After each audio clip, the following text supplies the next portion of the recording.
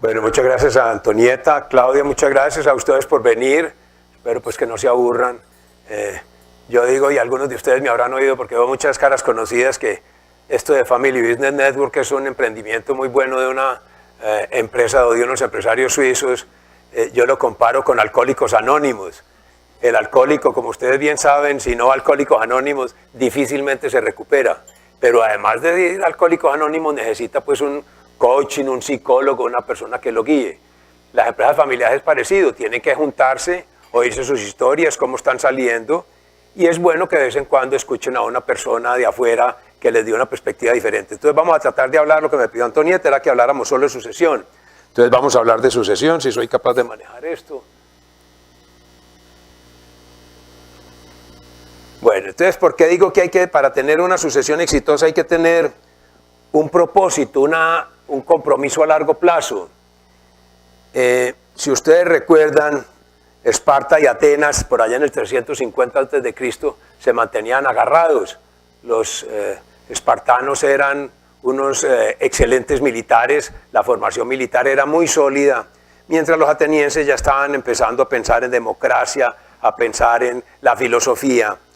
Y al norte de Atenas había una región muy importante que era Macedonia.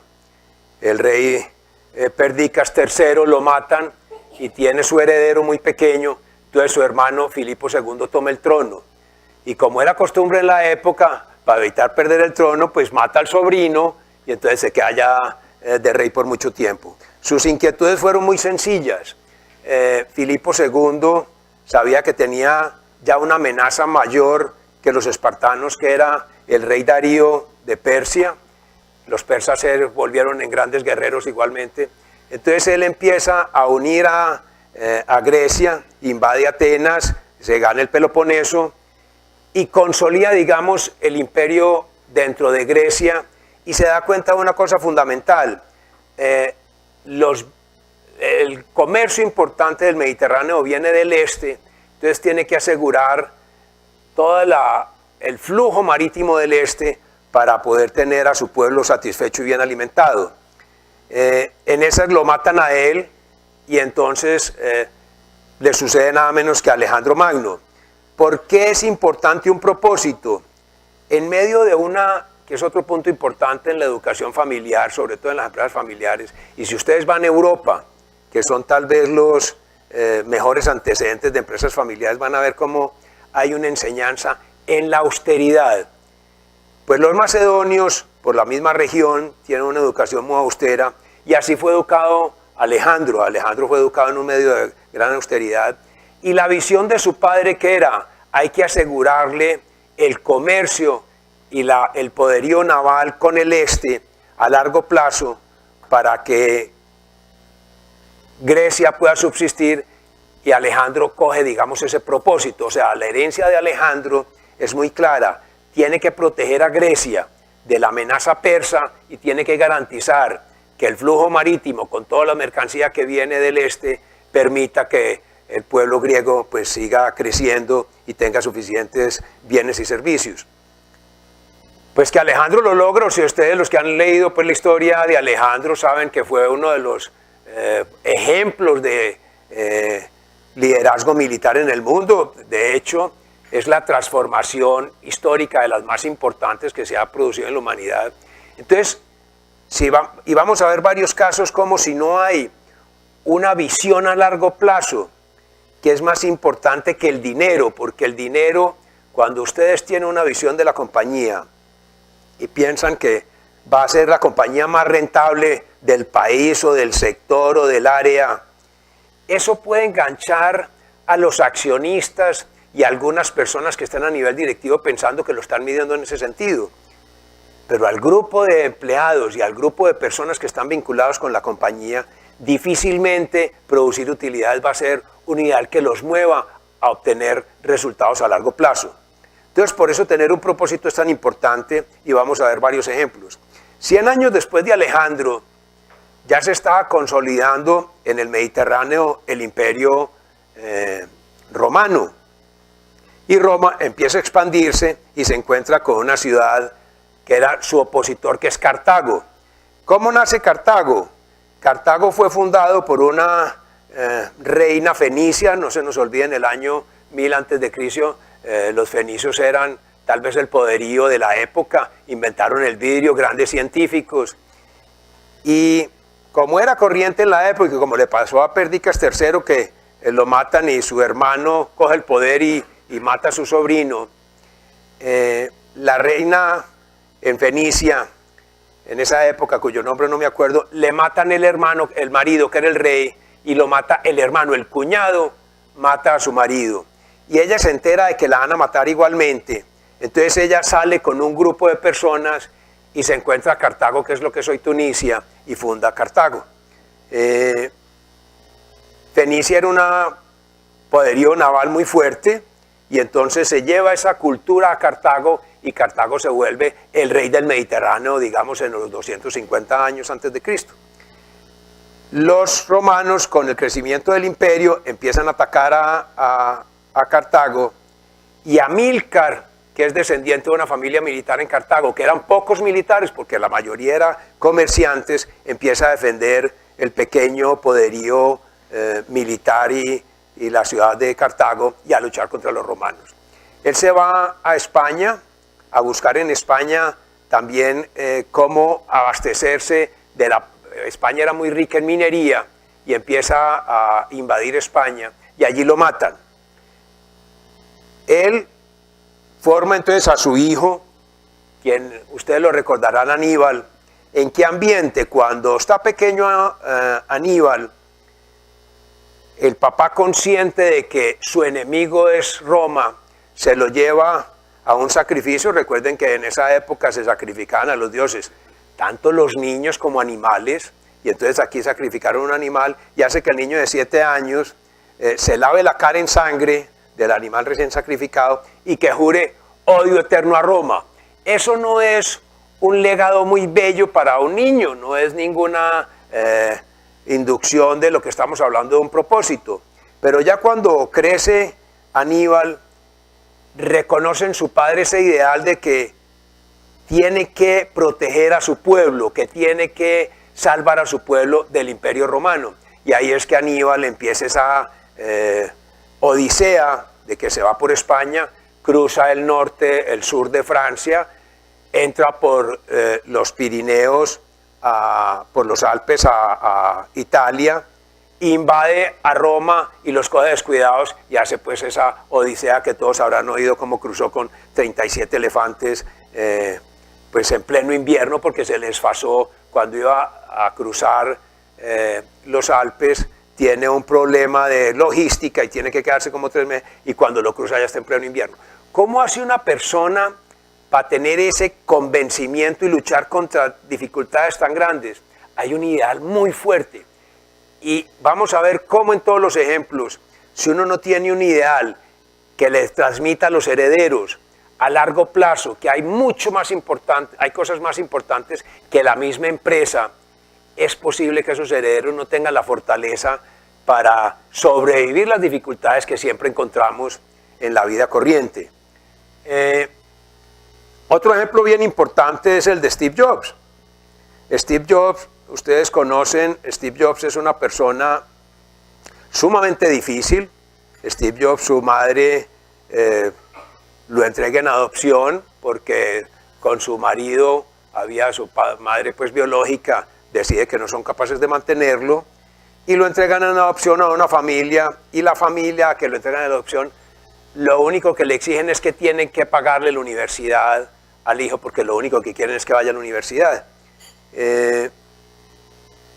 Cuando ya lo entregan en adopción y se dan cuenta que la familia no tiene plata para pagarle la universidad, tratan de recuperar al niño para darle a otra familia, y la familia, no, déjenos el niño, le dice la familia, y nosotros hacemos hacen una especie de fideicomiso y garantizan la educación futura del niño. Entonces Steve Jobs nace en un ambiente muy difícil porque sabe que fue rechazado por sus padres pues finalmente entra a la universidad, como es conocida la historia, se retira de la universidad y se dedica pues al tema de los sistemas. Y él se da cuenta de una cosa fundamental, y es tal vez la particularidad que distingue a Steve Jobs.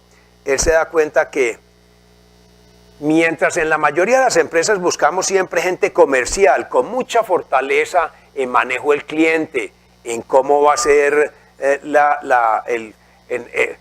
cómo hacer un focus group, para dónde ve el mercado, qué quieren los consumidores.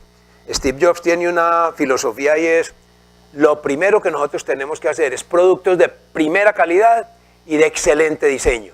Entonces él mezcla la ingeniería y el diseño y crea una cultura al interior de Apple que es, primero que todo, el producto, pensando que va a ser un producto indiscutiblemente superior a lo que hay en el mercado para que el cliente lo compra.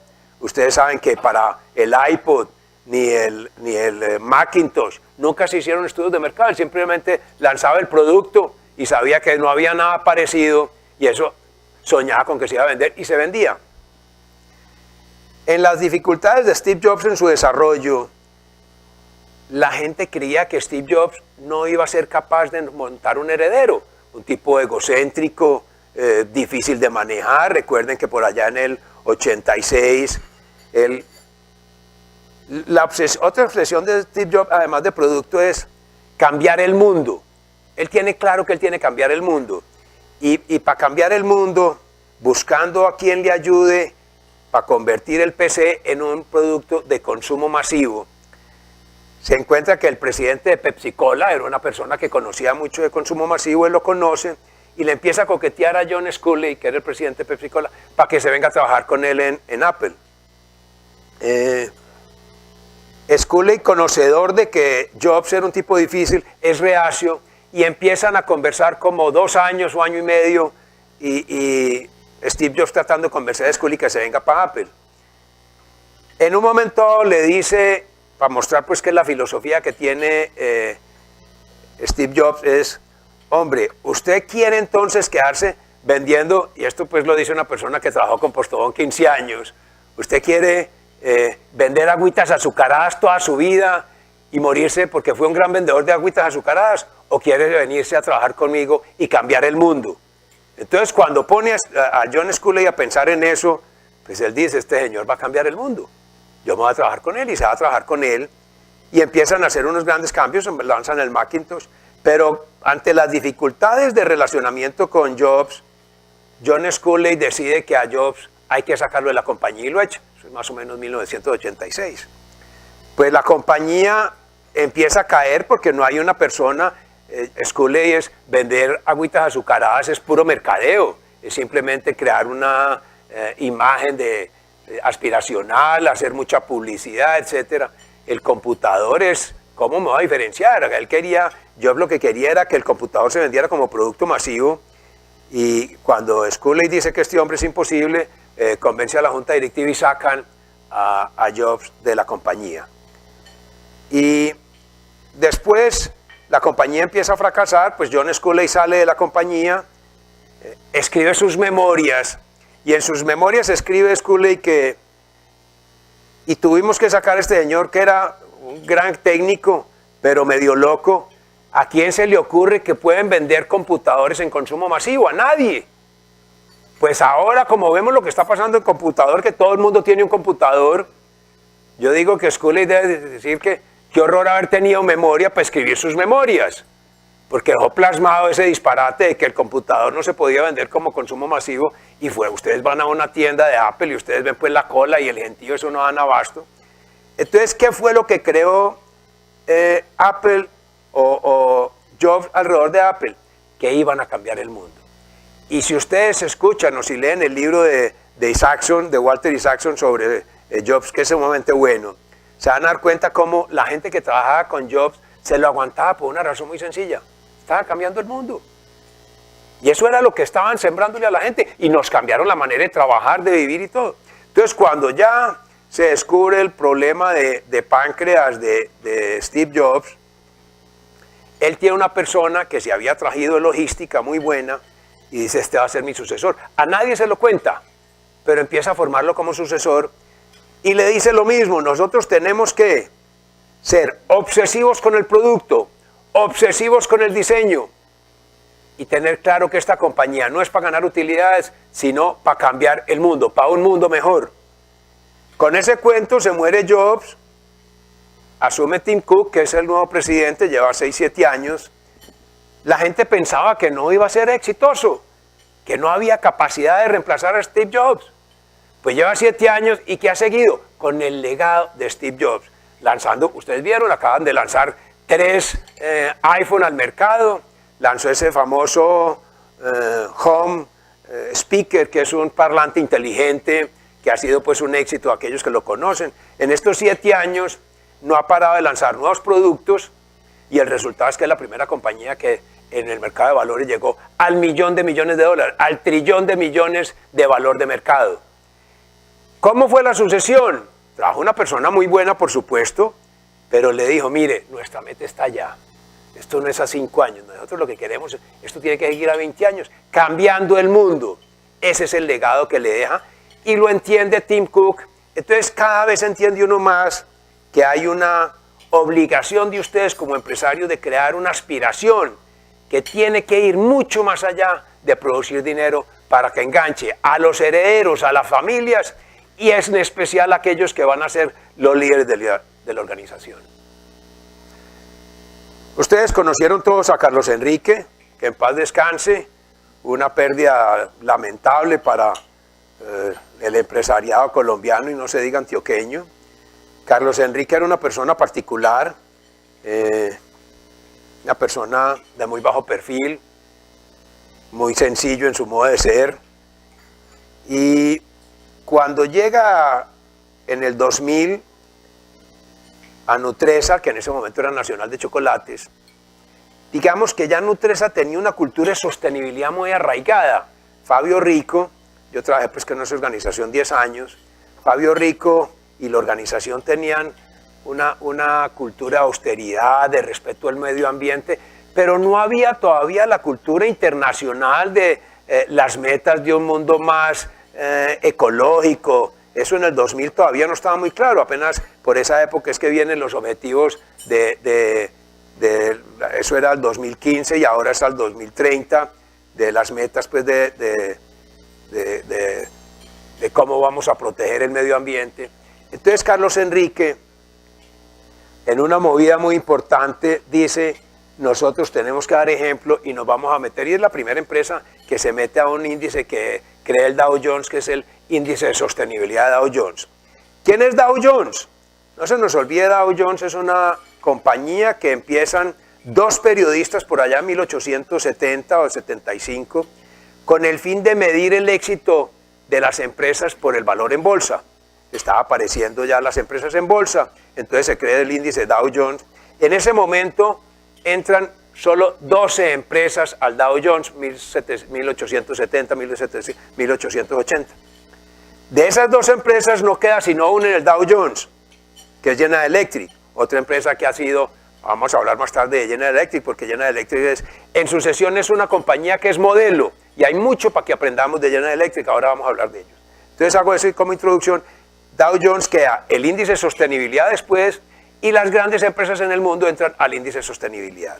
El índice de sostenibilidad crea un montón de patrones de que la empresa cada año tiene que disminuir el consumo de agua, tiene que mejorar la huella de carbono, tiene que disminuir el consumo de energía, etc. Entonces Carlos Enrique crea como esa ambientación dentro de la compañía, que hay que mejorar la sostenibilidad, y crea otra cultura muy bonita, y es el voluntariado. Carlos Enrique crea una cultura al interior de la empresa que si uno quiere recibir hay que dar, y empieza a vincular empleados de la compañía a un plan de voluntariado que no es más que no solo de dinero, de tiempo, para que le ayude a una persona marginada de cómo puede mejorar con sus conocimientos esa persona marginada su calidad de vida. Entonces cuando Carlos Enrique se retira, le entregan el bastón de mando a Carlos Ignacio Gallego. ¿Y cuál es la consigna de Carlos Ignacio Gallego? Él dice: aquí yo lo que recibí es una empresa cuya consigna es muy sencilla: trabajamos por un mundo mejor, punto. Eso es lo que está haciendo Nutresa y ustedes ven y lo respiran. Entonces están midiendo permanentemente cuántos empleados de los 30 y pico mil que tienen están haciendo voluntariado en alguna parte ya de Latinoamérica, porque es una empresa, pues digamos, latinoamericana y ahora en Estados Unidos. ¿Cuántas personas están haciendo voluntariado de las 30 y pico mil empleados que tienen? Pues ya tienen 12.000 haciendo voluntariado de alguna manera. ¿Qué están transmitiendo ahí? Es un mensaje de que están, obviamente no hay ninguna empresa que pueda perdurar si no tiene utilidades, ninguna. Porque si no tengo utilidades no hay sostenibilidad. Pero esa no puede ser la última misión de la compañía, eso tiene que ser el resultado de una serie de acciones. Entonces digamos que Nacional de Chocolates, ahora Nutresa, lo entendió muy bien y con esa herencia que ha ido cultivando por tanto tiempo, desde Fabio Rico y anterior a Fabio Rico con el doctor Muñoz, pues lo que hicieron ahora estos señores fue coger ese balón y formalizarlo y cristalizarlo más claro, y no nos digamos mentiras, que es tal vez yo diría que es una de las multilatinas más importantes que tenemos en Colombia, y su cultura es construimos un mundo mejor. Así hacer sucesión es más fácil, porque los que llegan están pensando, mi meta va mucho más allá, yo tengo un compromiso a largo plazo, y las dificultades que tengo, que todos tenemos dificultades, son mucho más fáciles de llevar y de contrarrestar en la medida que yo tengo una mira a largo plazo. Otro factor fundamental cuando se habla de sucesión es, muchos de ustedes están en planes de gobierno corporativo y ya tienen muchos de ustedes protocolo. ¿Qué es lo importante en el protocolo con el gobierno corporativo? Hay que dejar plasmado cuál va a ser el gobierno de la empresa y cuál va a ser el gobierno de la familia. Y en el gobierno de la empresa, el eje central de la gobernabilidad es la junta directiva. Si ustedes miran las empresas que han hecho sucesión, y esto es histórico, o sea, no hablo solo de Colombia, ustedes pueden ir a cualquier parte del mundo, donde se han hecho sucesiones en empresas familiares, donde no hay juntas directivas empoderadas, el sucesor ha fracasado, en la mayoría de los casos. Hay excepciones, pero en la mayoría de los casos fracasa. ¿Por qué fracasa? Porque normalmente un heredero de una familia que le va a reportar a su padre o a su tío, cuando llega con una idea, en la mayoría de los casos, no siempre, pero en la mayoría de los casos, la respuesta que he encontrado ante alguna idea es, mijo, eso ya lo probamos y no dio resultado. Cuando yo voy a una junta directiva, donde hay gente de la familia y hay gente independiente, donde ese gerente tiene alguna idea que la familia se la está batallando, él va a tener aliados que le van a decir, hombre, venga, escuchemos a Pedro con la idea y escuchémosla, no los cortemos todavía. Entonces lo que uno encuentra por lo general, para que las sucesiones sean exitosas, es que es muy importante tener una junta directiva empoderada. Juega un papel fundamental en fortalecer la labor de ese nuevo heredero que está asumiendo el cargo. ¿Cómo hace uno una sucesión? Pues digamos que es relativamente fácil desde el punto de vista de programación. Todos tenemos un ciclo, todos nacemos, nos vamos formando, llegamos a una cúspide, empecemos a perder capacidad mental o capacidad creativa. Como junta directiva, ¿qué tiene que hacer la junta? Observar al gerente y a su equipo ejecutivo quién está llegando a su punto de máxima productividad para empezar a poner las banderas y decir, aquí tenemos que empezar a hablar de sucesión. No es un tema de edad, porque hemos visto personas de 75 años, de 80 años en máxima productividad y personas de 55 que ya están empezando como a decaer. Entonces eso es un tema que la Junta debe estar monitoreando permanentemente. Cuando la persona ya está llegando a su parte máxima de productividad, hay que empezar a hablar de quiénes van a ser sus sucesores. Y si la Junta tiene un buen esquema de trabajo y tiene 2 o 3 candidatos, vamos a ver un ejemplo ahora con 10 candidatos, un ejemplo que es mundial, entonces la Junta puede ya poner estas 3 personas sin hacer mucho escándalo, más en nuestro medio decirle a una persona que va a ser el líder de la compañía, con frecuencia no se maneja fácil. Entonces la Junta debe manejar eso con relativa reserva. Vamos a ver muchos casos aquí que se han hecho públicos y que han sido exitosos, pero mi recomendación es manejarlo con mucho tacto porque se puede estropear la carrera de ese futuro líder. Entonces uno empieza a hacer un entrenamiento y cuando llega acá, al 1 año, 2 años, esta persona ya puede coger el liderazgo, estuvo en una transición y aquí se queda con el gerente saliente 1 año, 6 meses, lo que sea, y ya se va él y sigue él creciendo en su compañía. Entonces es un proceso que se puede hacer.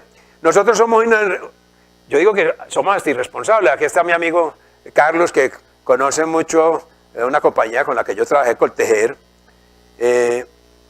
Yo estuve en la Junta de Coltejer 1 año y cuando me pidieron que asumiera la presidencia de Coltejer, entonces quien era el presidente era un gran amigo que se llamaba René Gómez Domínguez. Entonces yo a Coltejer me reúno con él, desayunamos juntos y entonces hacemos una reunión con todos los empleados y al mediodía me dice René, viste, yo creo que ya te enteraste todo, ¿no te parece? Yo ya me voy, ya quédate con esto. Y yo, bueno, si vos lo decís, pues yo me quedo. Entonces a uno con frecuencia le dicen, si usted tuviera que repetir su vida, ¿haría las cosas igual que como las hizo hasta ahora? Yo digo, de ninguna manera, porque ahora sé cosas que no sabía en ese momento.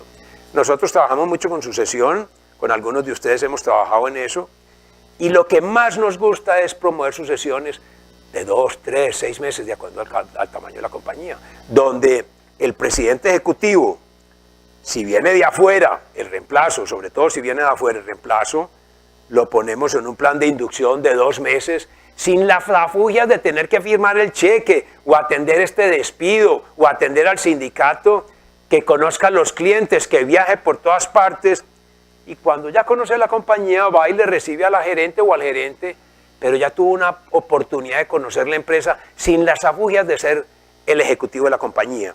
Entonces en esto hay procedimientos muy establecidos y reconocidos. Apliquémoslos, que han sido exitosos. Sigamos mirando ejemplos que nos ayudan. ¿Qué hacen estos señores aquí? Este es un cónclave que empezó. Si uno se pone a estudiar el origen de las juntas directivas, lo que yo he encontrado es que curiosamente el origen más antiguo que yo encuentro de juntas directivas está en la Iglesia Católica.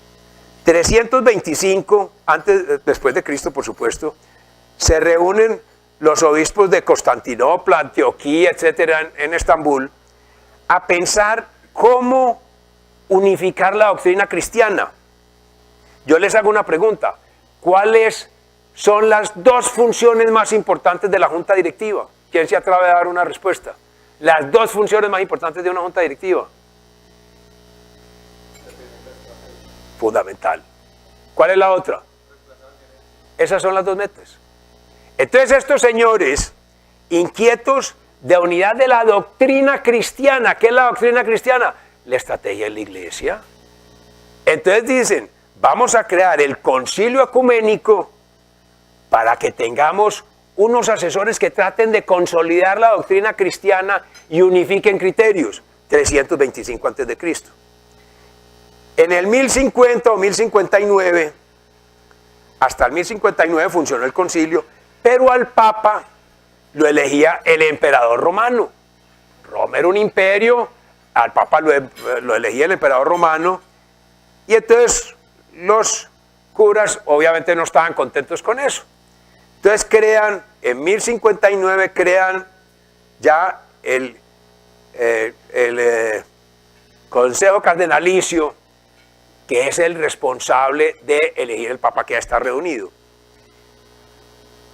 Eso cambia completamente la estructura de la iglesia porque ya digamos hay un concilio que se dedica a escoger el sucesor, cosa que no habían hecho en los 1000 años antes.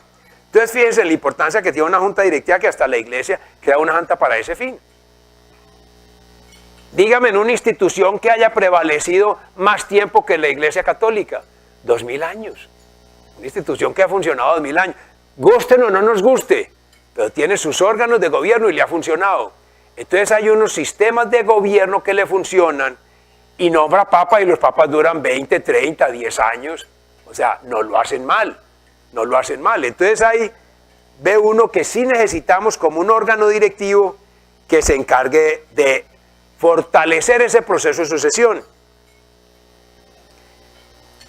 Para tener ese proceso de sucesión se necesitan muchas cosas. Una vez le preguntaba a David Bojanini, ¿cómo han sido ustedes tan exitosos? Porque ustedes ven que los grupos del empresariado antioqueño se les retira una persona y no salen corriendo pues a buscar a un headhunter a quien vamos a traer de la calle. Ellos no tienen ese problema. Ellos siempre tienen una cantera adentro donde están preparando gente. David, ¿cómo hacen ustedes para ser tan exitosos? Muy sencillo. Tenemos varias culturas arraigadas. Evaluación del desempeño. Evaluamos el desempeño de los principales funcionarios, de todos los funcionarios, pero a nivel de junta miramos los principales funcionarios al menos una vez al año y miramos en detalle cómo se están desempeñando esos funcionarios. Adicionalmente tenemos un programa que es selección de talentos, lo que los ingleses llaman, en inglés llaman los high potentials. ¿Cómo hago yo para saber, cómo hacen ustedes para saber que en la organización de ustedes hay altos potenciales de desarrollo que desafortunadamente ustedes no conocen y no hemos creado la estructura para descubrirlos? Entonces lo que hacen estos señores desde la junta directiva de las empresas del grupo es, están toda hora estudiando quiénes son los potenciales y cómo está esa evaluación de talento para ver a quiénes promovemos y les hacemos la carrera. Cuando ustedes miran, ahora vamos a ver una persona que se llama Alan Lafley, que fue presidente de Procter & Gamble 10 años. Cuando una persona entra a la presidencia de una compañía de estas que ha hecho, fue presidente de manufactura de una planta, después lo mandaron a presidente de la compañía en Colombia, le fue bien en Colombia, entonces lo mandan a México, de México lo mandan a Alemania, de Alemania lo mandan a gerente de Estados Unidos. Cuando lo nombran presidente de la compañía, ya está más que probado que el tipo es exitoso. Ha tenido un plan de carrera tan finamente calculado que la posibilidad de riesgo es mínima. Carlos Ignacio Gallego es fruto de eso. Muchos de ustedes conocen a Carlos Ignacio. ¿Cuántos puestos estuvo Carlos Ignacio en Nutresa? Se la conoce al dedillo, completa, pero eso ha sido fijamente calculado.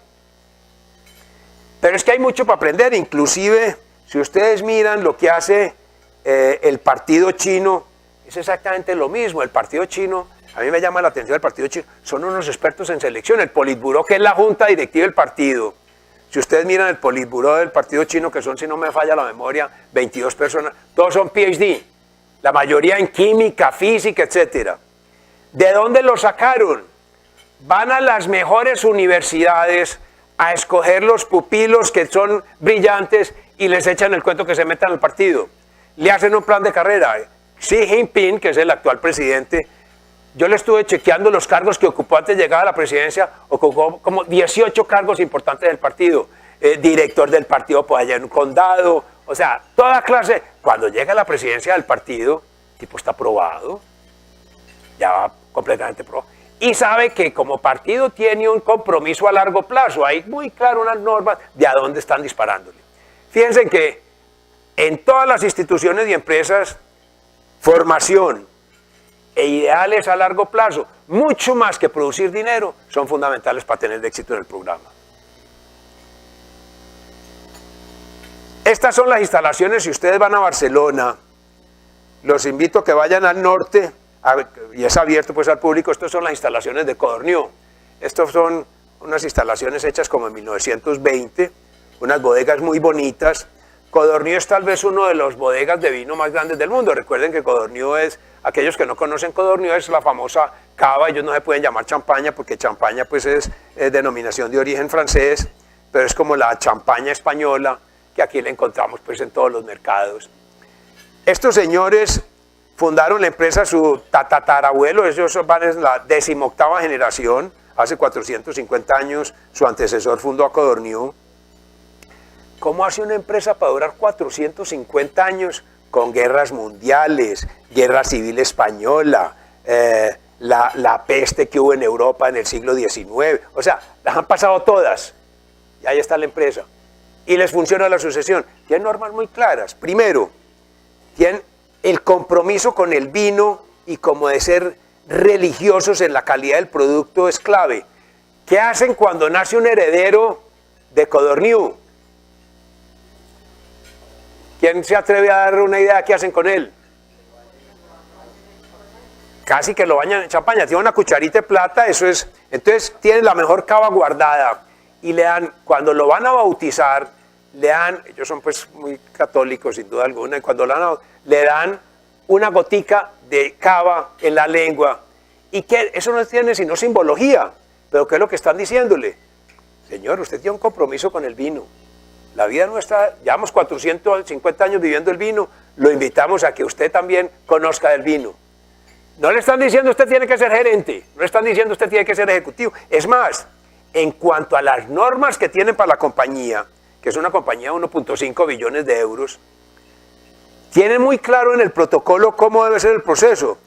No pueden trabajar sino 4 familiares dentro de la compañía, solo 4.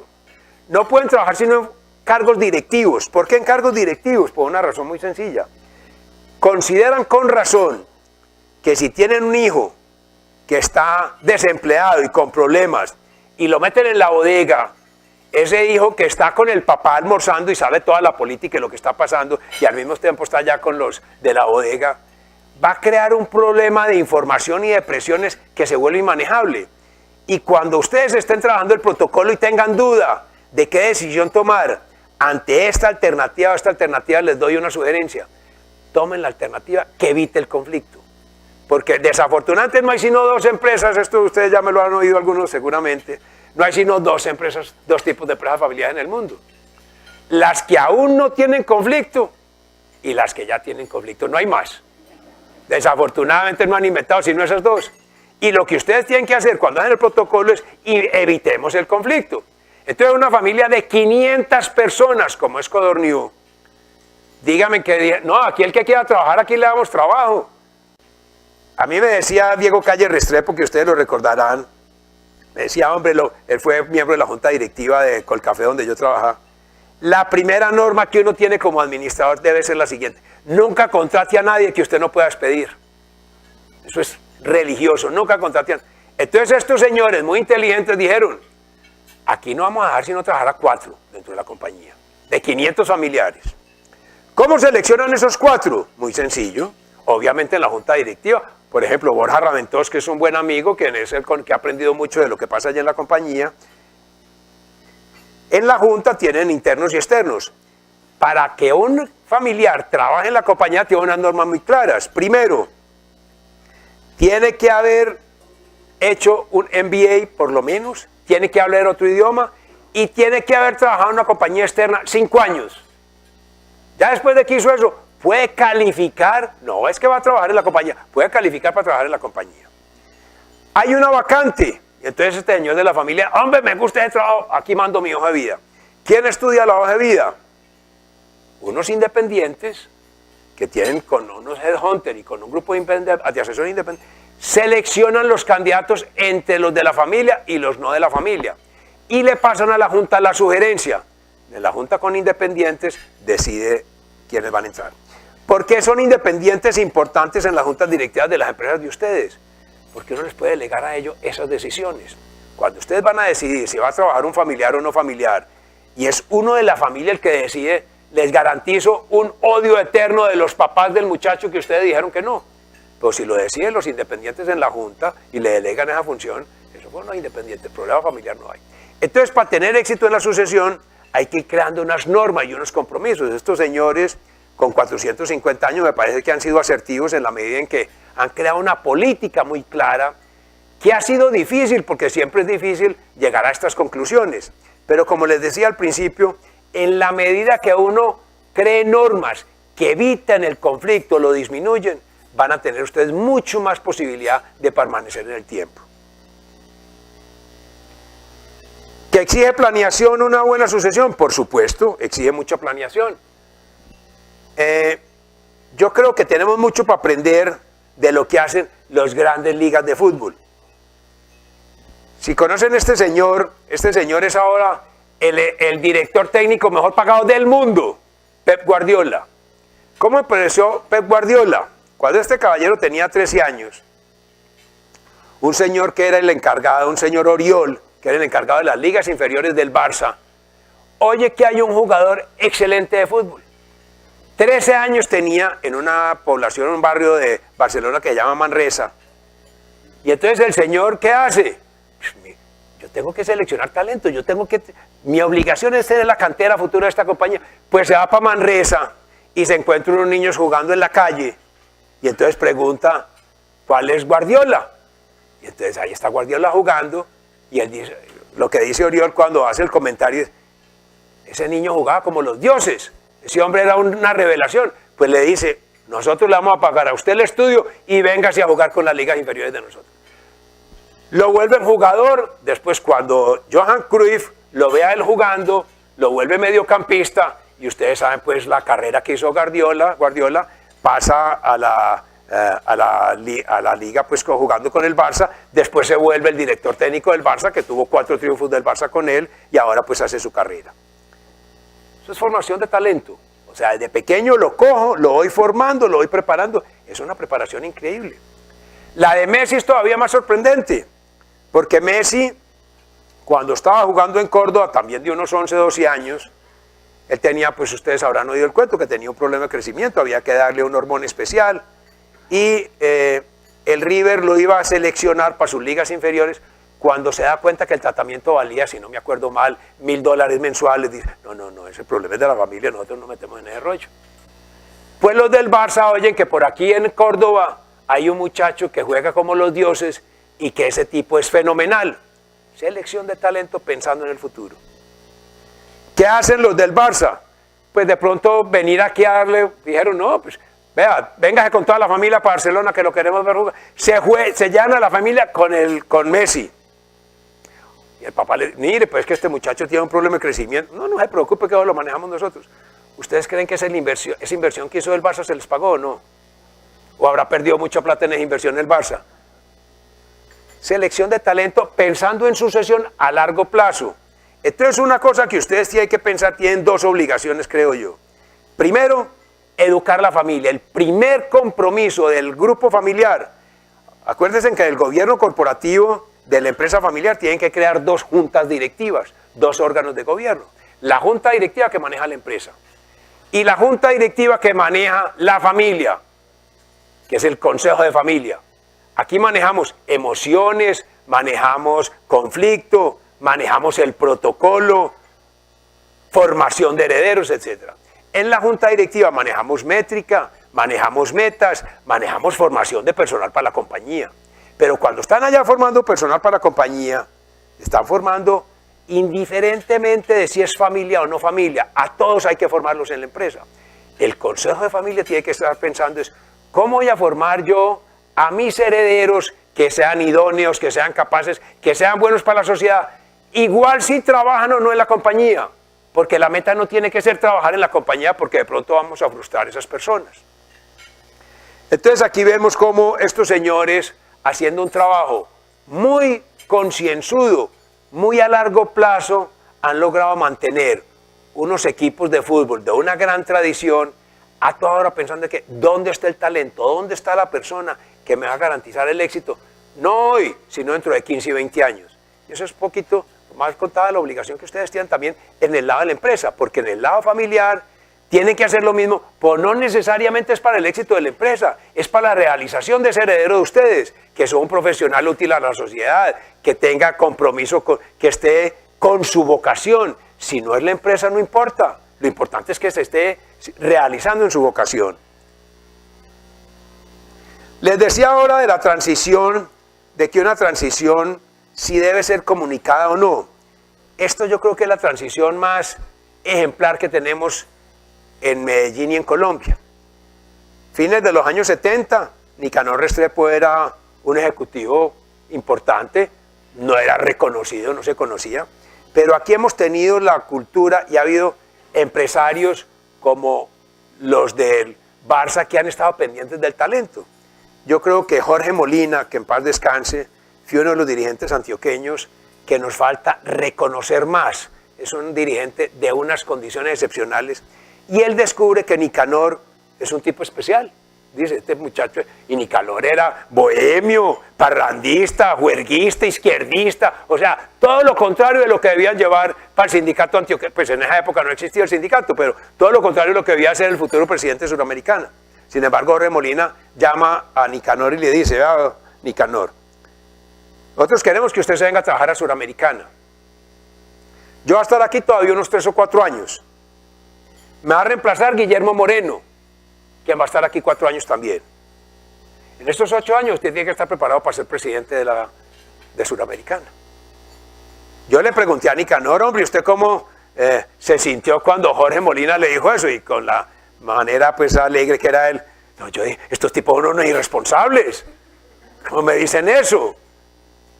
Pero hablando ya en detalle con él, me decía, lo importante de una transición es que uno, cuando me dijeron eso, es humildad, sencillez, austeridad, porque yo sé que estoy al lado de 2 líderes muy importantes, pero yo me estoy apenas formando, yo no puedo tener ninguna ínfula, yo no soy mi función es aprender de ellos. Y en esa transición de 8 años, pues digamos, si lo hizo bien, ¿qué es el legado? ¿Cuál es el legado, creo yo, que dejó Nicanor? Esa camada de gente que dejó en el grupo empresarial antioqueño. Es que yo trabajé 10 años con lo que fue Soy Nutresa, yo estaba en Colcafé, me tocó ir mucho afuera, traje gente de Alemania que quería invertir y que quería hacer cosas importantes para que estas compañías se volvieran más multilatinas en la época. No teníamos la mentalidad, dificultad.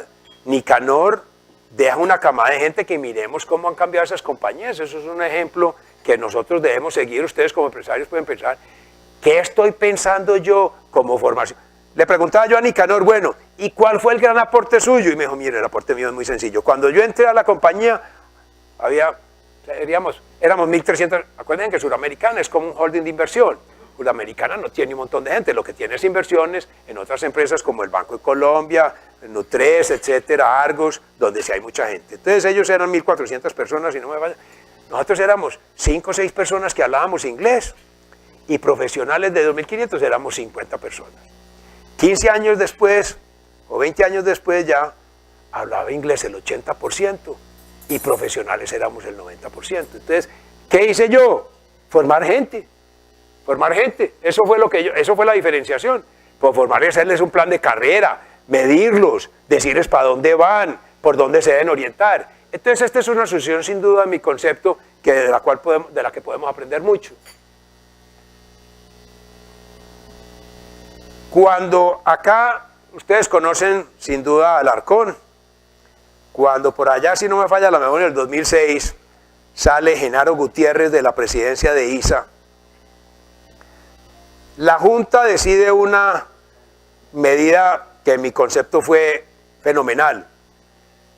Nombran a Alarcón, quien era presidente de la Junta, lo nombra presidente ejecutivo de ISA. Los antioqueños o algunos grupos y comentaristas antioqueños no nos aguantamos eso y empezamos a criticar ese nombramiento. Que cómo nombran un miembro de la Junta Directiva presidente ejecutivo si tiene información privilegiada, tiene contactos y conoce la empresa. Pero si eso es lo que necesitamos, si el presidente ejecutivo lo que necesitamos es que conozca la empresa, conozca sus productos, tenga los contactos. Cuando llega Alarcón, Luis Fernando, ISA es una compañía que tiene, tal vez de las compañías que más trabajo hacen en gobierno corporativo, sin duda es ISA. ISA está, por ejemplo, la evaluación de la Junta Directiva de ISA la están haciendo hace unos 10 años, cuando aquí no hablábamos de eso. O sea, ISA tiene unos principios, unos propósitos muy claros, y es una empresa pues donde la gente trabaja con mucho gusto. Cuando llega Alarcón, llega con esa cultura, transforma la empresa, porque Alarcón fue el que internacionalizó a ISA, la gran transformación internacional de ISA fue con Alarcón. Cuando él se retira, ¿a quién nombran? ¿De dónde viene Bernardo Vargas?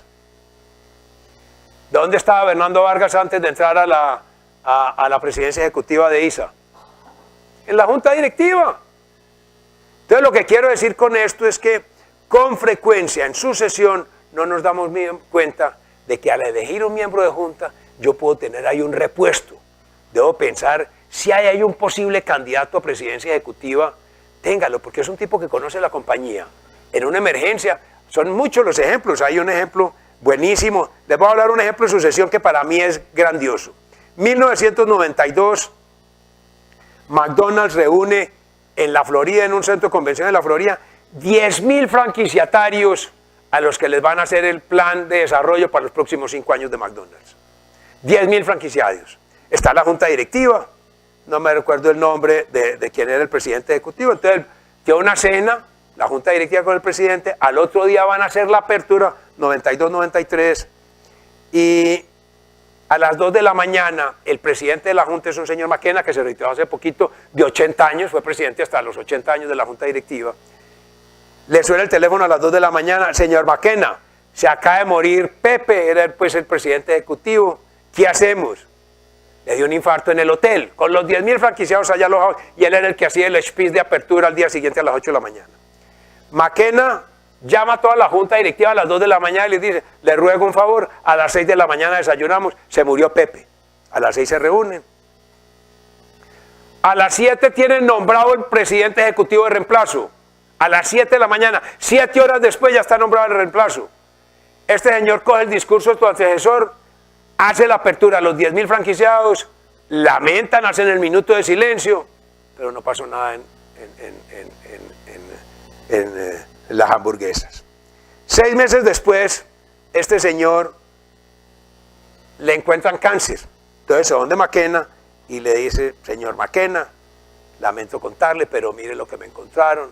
Aquí ya me dicen que esto, pues, las probabilidades de vida son muy cortas. Están hablando de 6 meses, 1 año. McKenna muy prudente le dice, no se preocupe, tómese un mes más y vamos a estudiar el tema. Al mes ratifican la cosa, pronóstico de vida del señor 6 meses. Listo, reúne la junta directiva, 2 días, nombran sucesor y nombran, en 6 meses nombran presidente ejecutivo, sin ningún problema. La sucesión es un tema que hay que estar, la junta directiva debe tener un plan de sucesión permanente, debe tener, porque es que las empresas, si hablamos de estrategia, no hay nada que más acompasado con la estrategia que tener un sucesor, porque ese sucesor es el que va a continuar con ese plan estratégico. Entonces, aquí vemos pues cómo estas compañías tienen, aún en la junta directiva, no solo la delegación de escoger el sucesor, sino que entre ellos lo pueden escoger. Obviamente, cuando se va a hablar de si vamos a escoger un sucesor de la junta directiva, pues ¿quién son Luis Fernando Alarcón cuando iban a hablar de él? Señores, si ustedes van a hablar de mí, yo me retiro y discutan a ver mis pros y mis contras. Entonces él se sale de la junta y la junta decide si sí o no. Entonces son procedimientos de conflicto de interés que están ya pues muy evaluados. Si ustedes me preguntasen a mí, ¿qué es la mejor solución para un presidente ejecutivo y una sucesión? El formado en casa. Eso no hay remedio. Nadie mejor que el formado en casa. Les voy a poner un reto a ustedes todavía más duro. Formado en casa, no necesariamente de la familia. Porque ustedes tienen competidores que no son empresas familiares y que están pensando es quién es el mejor que hay en esta compañía para que asuma la presidencia de la compañía. Y si uno está limitando ese cargo exclusivamente a los familiares, de pronto está dejando el talento mejor por fuera. Entonces tienen que tener apertura en quién va a ser el mejor, que no es un tema fácil de manejar. Por eso el manejo de expectativas con los herederos es muy delicado. IBM, cuando ustedes hablan con un cazatalento americano, lo más seguro es que este cazatalento americano les va a decir, mire, nosotros sacamos fundamentalmente de 3 empresas, que son IBM, Procter & Gamble y General Electric. Y si ustedes ven los presidentes de las grandes compañías, muchos vienen de esas 3 empresas, de los grandes ejecutivos de Estados Unidos. ¿Por qué? Que una cultura de formación, cuando se crea IBM, cuando se crea General Electric, se fusiona, no se nos olvide que esto se juntan 2 empresas, se junta la empresa de Thomas Edison con una compañía que se llama Thomson Electric, que era el competidor de ellos en Estados Unidos. Cuando los juntan, Edison, muy inteligente, dice, el tipo que maneja Thomson, yo soy un gran creativo, yo soy un gran inventor, pero como administrador ese tipo lo hace mucho mejor que yo. Ese tipo, si nos fusionamos, ese tipo queda presidente. Entonces deja al otro presidente. Entonces el otro reúne las 2 compañías y les dice, señores, hemos fusionado a los 2 grandes competidores, ahora ya no se trata de competir, sino ser los mejores, pero nuestra meta es muy importante que la tengamos clara. Nuestro foco no son ni los bombillos, ni los productos que fabricamos, nuestro foco es la gente. Nosotros tenemos que trabajar por tener la mejor gente, la más preparada y que la gente se sienta en un ambiente correcto. Esa cultura la han tenido durante 130 años y hoy General Electric es la única compañía de las 12 que empezaron en el Dow Jones que aún está en el Dow Jones. Es la única que sobrevive. O sea, sabe manejar el tema de sucesos.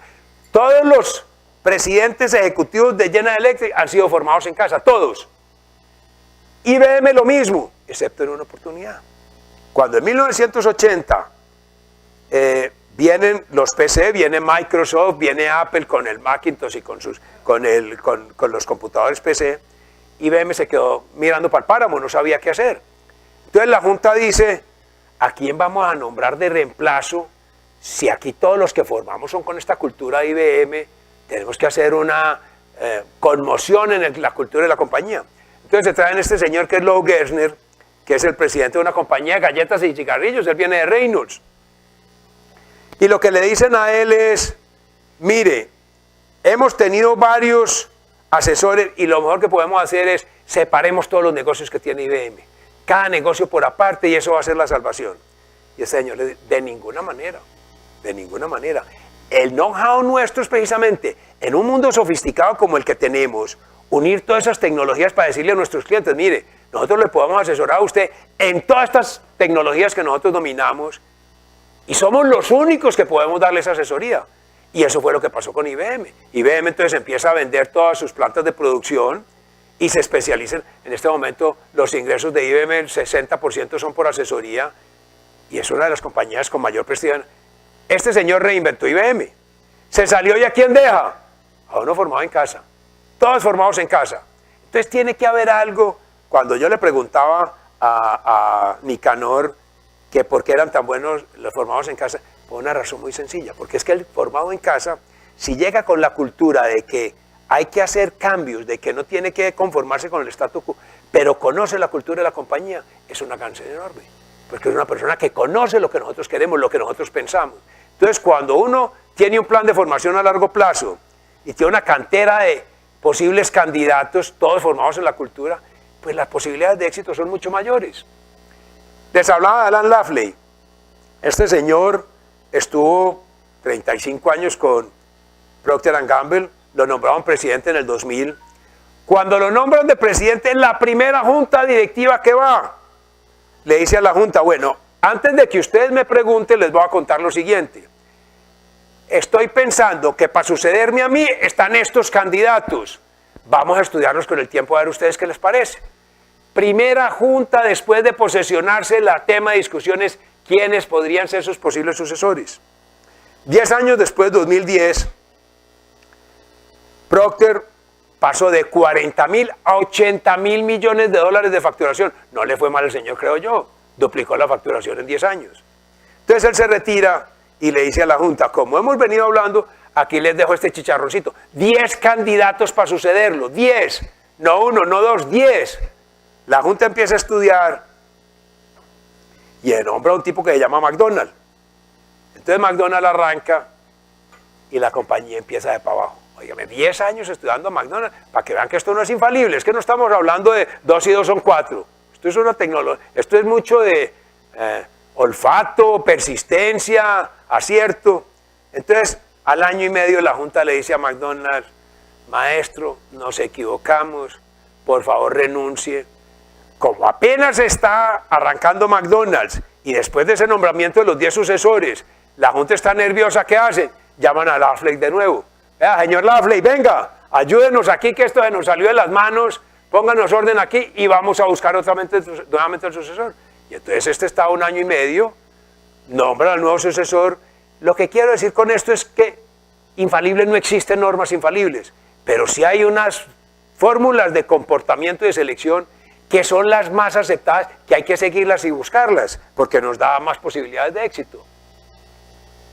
¿Cómo selecciona uno candidatos? La obsesión por el talento, que no quiero que lo dejen como un tema secundario cuando hablamos de sucesión. Carlos Gilberto debe recordar a Juan Rafael Restrepo. ¿Se acuerdan de Juan Rafael? Trabajó conmigo en Coltejer mucho tiempo, una persona que estuvo mucho tiempo en textiles. Juan Rafael, una persona, pues, fuimos compañeros, muy amigos. Él es separado y su hijo estudiaba en el San Ignacio, lo mismo que él estudió en el San Ignacio. Un buen día llaman a Juan Rafael y le dicen, oiga, el hijo suyo es genio. Está loco, es como que genio. Un profesor de matemáticas de él en el San Ignacio dijo, este muchacho es privilegiado. Nadie, ni el mismo muchacho sabía que era. Entonces le dice, yo quiero estudiar con usted matemáticas. Hágame un gran favor, sacrifiquemos 15 minutos del recreo de cada mañana y trabajamos matemáticas juntos. Eso lo cogió el muchacho cuando tenía 11, 12 años y empezó a formarlo. Talento, selección de talento y formación. Cuando tiene 13 años, Pascual, que así se llama, empieza a concursar en todas las olimpiadas de matemáticas en el mundo. Cuando se graduaba, el tipo ya había estado en Japón, en la China, en Estados Unidos, tiene 3 premios mundiales de matemáticas. Se va a los Andes, estudia economía, termina economía con la nota que termina en los Andes, 4.7. Los que tenemos hijos estudiando en los Andes sabemos que 4.7 en los Andes no es facilito de lograr. Entonces, ¿este tipo para dónde se va? De allá, becado para MIT. En este momento es profesor adjunto de MIT, haciendo estudios de economía, de salarios, o sea, una persona. Si no hay un profesor que le hubiera dicho, venga caballero, venga dediquemos un poquito más, no desaprovechemos ese talento, este muchacho no hubiera tenido posiblemente el éxito que tiene. Entonces lo que quiero decir con esto es, hay muchas variables que hay que tener en cuenta cuando hablamos de sucesión. Ideales, hay que mostrar ideales que son más allá de producir dinero. Un plan ordenado de búsqueda de talento, dónde están los high potentials de la institución o de la compañía, hacerles plan de carrera, evaluación de desempeño. ¿Qué es el éxito de Procter? Que a mí me llama la atención. Procter tiene, el gerente de recursos humanos de Procter tiene una cosa que llama el libro blanco. En el libro blanco tienen 120 ejecutivos de Procter que están en plan de carrera, de todos los niveles. Procter ya sabe quiénes van a ser los ejecutivos que van a ver la compañía, no dentro de 5 años, dentro de 20 años, ya los están formando. Entonces en ese libro blanco, que están estos 120 personas, les analizan su plan de carrera cada 6 meses. ¿Cuáles son sus éxitos? ¿Dónde han tenido dificultades? ¿Cómo las van a mejorar? Tienen que tener éxito. Ustedes han oído, si tienen alguna relación con Procter, que Procter sale a buscar un vicepresidente ejecutivo a la carrera. Nunca. Ellos contratan desde la universidad y no más. De ahí para arriba es la cantera de talento que ellos tienen. Entonces, formar gente es fundamental. Una junta directiva, piénsenlo bien, que sea solo de familia, le queda muy difícil tomar decisiones de familia. Separar consejo de familia con gente de la familia y junta directiva, ojalá con gente independiente, les va a llevar mucho en esas decisiones tan difíciles que hay que tomar. ¿Por qué si uno o por qué no este de la familia va a coger este cargo? Yo diría que eso es como fundamentalmente. Aquí nos da pena hablar de sucesión, sin embargo, si no hablamos de sucesión, digamos que eso es la perdición empresarial. Muchas gracias pues por la paciencia. Si tienen alguna pregunta o algún comentario, con gusto.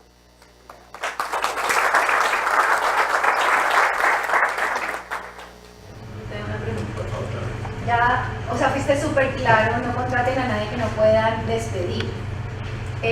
Tengo 2 ejemplos de 2 empresas, Carvajal y Casaluque, que ya están en 5ª generación, y me ha llamado mucho la atención que las empresas de segunda, digamos que eso es siempre lo que estamos diciendo, que las familias salga, que estudie, que haga su MBA, que tenga experiencia y tal. Estas empresas que ya nos llevan años de experiencia, me he dado cuenta que llega un momento en que la junta, no los miembros de familia, se han dado cuenta que tienen high potentials de la 4ª generación como familia, que han hecho su carrera y ellos no están aplicando a la compañía y han salido a llamarlos y a cogerlos porque han visto que tienen la parte de formación, pero tienen el ingrediente que es familia y tienen la relación. Entonces ahí ha habido 2 ejemplos, pero ellos han salido a buscarlos. Entonces que elaboraras un poquito sobre eso cuando tienes el high potential, pero familia, que es difícil despedirlo, pero tiene la pasión y la cultura y los valores muy de adentro. Claudia, yo creo que hay 2 cosas con lo que dices fundamental. Primero, cuando nosotros familia, ese muchacho trabajó por fuera y se destacó allá, ya traerlo es mucho más fácil, porque no fue que dentro de la compañía hizo su carrera y nos dimos cuenta cuando este muchacho no había con bola a ver qué sacarlo. Cuando este muchacho hizo en Procter, 5 años en Procter, y yo veo que tuvo 3 promociones en Procter, ese muchacho tiene que ser bueno, porque no lo van a promocionar pues por rosca. Entonces, si uno se lo trae para la compañía, las posibilidades de éxito son mucho mayores. Entonces, lo que tú me estás diciendo es, si tiene esa fórmula, trabaje por fuera, vieron que es exitoso y se lo traen, ya la posibilidad de tenerlo que despedir disminuye considerablemente.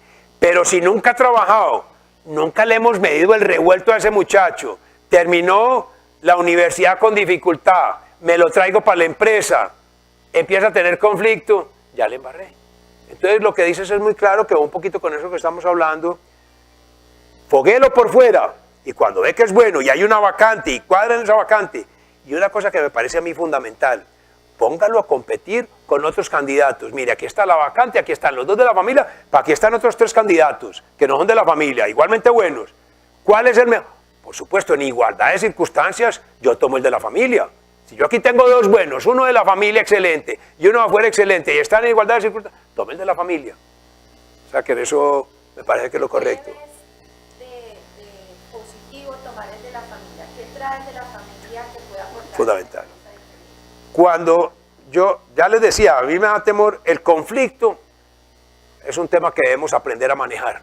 No tenerle miedo al conflicto, porque el conflicto, si no lo hay, va a venir. Preparémonos para él, lo podemos manejar. Entonces, cuando una familia está embebida en un conflicto muy fuerte, mi recomendación es no vinculen más miembros de la familia. ¿Por qué? Porque es echarle fuego al conflicto. Entonces la recomendación, cuando hay conflicto muy fuerte, evite mayores conflictos, porque desafortunadamente el conflicto nace en gran medida por la emocionalidad que tenemos con la sangre. Entonces, si yo tengo ya unos conflictos muy grandes, diferencia entre primos o diferencia entre hermanos, y me traigo un tipo brillante, pero que es de la familia, puede meterle como más combustible a eso. En cambio, si traigo un independiente, pues ahí pues el independiente no juega en ese conflicto. Entonces, cuando no hay conflicto, nuestra recomendación siempre ha sido vincule gente de la familia. ¿En qué proporción y en qué número? Pónganse de acuerdo, no la cantidad. Tengo un ejemplo muy bueno que me tocó vivir en Estados Unidos, de una compañía que era del sector cárnico, una compañía con 100 años de historia. Y ellos, pues obviamente la compañía estaba en todos los supermercados, una marca, pues hagan de cuenta Zenú, se conseguía en todas partes. Entonces la familia era orgullosa de su marca. Entonces todos querían trabajar en la empresa. Entonces todo el que terminó bachillerato, no quiere estudiar, listo, venga para la empresa. Llegó un momento que la accountability, la capacidad de exigencia, ya se acabó. Porque claro, todos salían a trabajar en la empresa. No, pues un momentico, es que yo tengo derecho porque soy hijo de dueños. No puede ser así.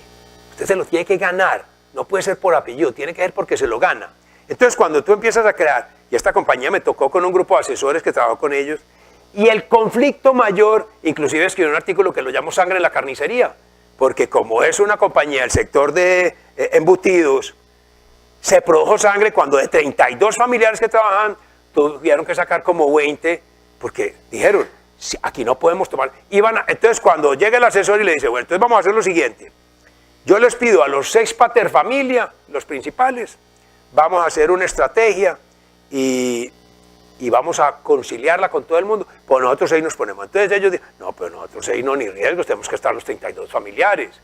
Todos tenemos, porque nosotros les enseñamos a los hijos que ellos siempre tienen voz y voto y de ellos pueden decir también. Entonces tú, oiga, pero es que de 32 eso es imposible. Entonces, no, tiene que ver con... Entonces los asesores, no, vean, entonces manejen ustedes ese chicharrón y nosotros nos vamos. Entonces contratan otro asesor y no fueron capaces de manejarlo, entonces llaman a estos señores que eran unos... de Ernst & Young, eran Ernst & Young. Ernst & Young es una de las que tiene una cosa de familia, pero muy bien montada. Les recomiendo los documentos que saca Ernst & Young de familia en inglés, pero tiene una división de familia 1A. Entonces estos señores venían de allá y los vuelven a llamar. Le dice, mire, ustedes tienen 3 alternativas, no más. Seguir como van, para abajo. Vender la compañía o tomar las decisiones difíciles. Y las decisiones difíciles, sacar 20 familiares. Entonces, cuando uno tiene esas decisiones, si es una compañía en conflicto, no vincule más familiares a la empresa. Si no hay conflicto, si hay buena armonía, tengo un número prudente de familiares dentro de la compañía. Esa sería como mi recomendación. No sé si hay más. Carlos, tengo una pregunta. ¿Por qué para las familias es tan difícil delegar en la tercera la tercera generación. La segunda le tocó ver al papá montar la compañía. La tercera probablemente no le tocó tanto. Porque la segunda generación no es capaz de delegar. Porque lo he oído mucho con muchos amigos que me dicen, es que a nosotros nunca nos entregan. La gente, nosotros tenemos 35 años. Y en la familia de nosotros no entra una tercera, no tenemos tercera persona de la familia trabajando. No he visto pues que haya sido fácil, y lo he notado en la empresa de nosotros y en varias empresas. ¿Por qué se da ese miedo de delegar en una tercera? Yo veo que hay una cosa cultural nuestra, y ahora estoy trabajando eso con fuerza, y es lo siguiente. El Consejo de Familia, distinguimos bien lo del Consejo de Familia de la Junta, ¿no es cierto? Una de las funciones fundamentales del Consejo de Familia es formación. ¿Cuándo debo empezar yo a formar herederos? ¿A qué edad? ¿A qué edad crees tú que la segunda generación debe decir? Y aquí hay muchos que están en ese, o sea, formando herederos. ¿A qué edad debo empezar a formar herederos? La teoría actual es, tan pronto el niño sabe decir es mío, oye, este triciclo es mío, ya tiene sentido de propiedad, empiécele a hablar de la empresa. ¿Cómo? Acá pues hay unas fórmulas, hay una cosa ya muy estructurada de cómo se debe vincular.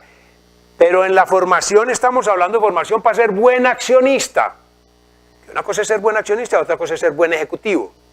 Si en esa formación de buen accionista yo veo que hay uno de ellos que puede ser ejecutivo, hágale un plan de formación. Entonces, lo que hemos dicho, sacó un MBA, hable inglés, trabajó 5 años, aquí hay una vacante, tráigalo para acá, porque en la medida que la compañía está transmitiendo la sangre a los herederos, obviamente es mejor que haya sangre dentro de la empresa, porque eso le da permanencia en el tiempo. Entonces me parece a mí que es un tema de cultura nuestra, que no nos damos cuenta que hay que empezar a formar a los herederos desde muy pequeños, pero esa formación es formarlos como socios, como buenos accionistas. Si van a ser empleados o no, es un tema que se debe definir posteriormente. Entonces me parece a mí que ahí fallamos. Y lo otro puede ser que hay compañías donde son... Corona tomó una decisión drástica y dice, aquí no puede trabajar nadie con segundo grado de consanguinidad. Y lo han respetado. Yo hablaba con Alexis Abed, que es 4ª generación, y me decía que ellos ya, la generación de él está hablando en el protocolo. Hombre, pues porque Alexis, pues los que conocen a Alexis es un tipo que quisiera trabajar en Corona. Y no puede. Está en el plan de modificar el protocolo, eso no es fácil. Pero recuerden, hombre, a uno lo llaman a veces, Ricardo, es que tengo algún problema, haceme un protocolo, nos demoraremos más de 3 meses. Eso no es así. Es un tema cultural. El protocolo, lo importante del protocolo es el consenso, el proceso, el diálogo. Lo que quede escrito, si son 4 páginas es suficiente. Pero nos gusta, es 25, 30 páginas de protocolo, pues nadie las asimila. Entonces yo creo que es una cosa cultural que tenemos que luchar. Yo creo que nos falta aprender mucho del manejo de formación de herederos, sin duda. De la pregunta, yo que he visto en el tema, digamos, de empresas familiares, al nivel pues nuestro, generalmente la junta está, pero el que toma la decisión y el lineamiento de la familia, ¿vos cómo eres para romper eso?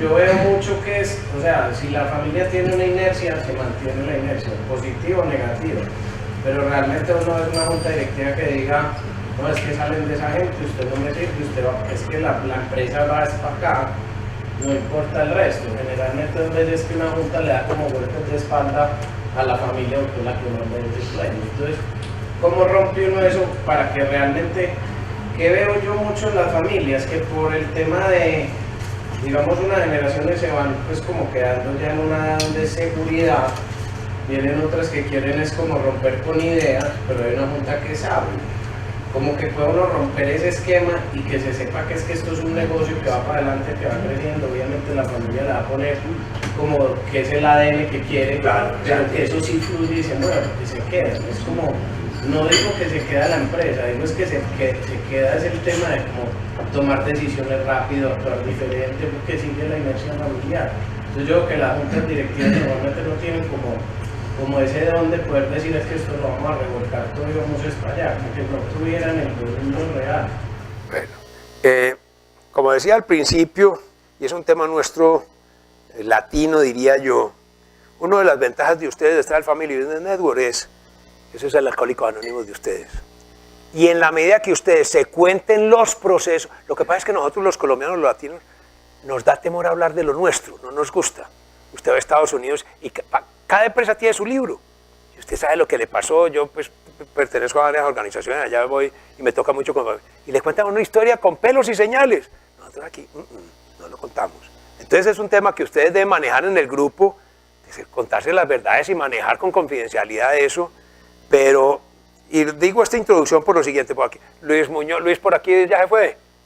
Bueno, como el hermano de Luis es Javier y él me autoriza a contar este cuento, Luis es hermano de Javier, ellos tienen una empresa muy importante que es Muma. Vea, pues sí, Nicolás, claro. Entonces, venga y verá.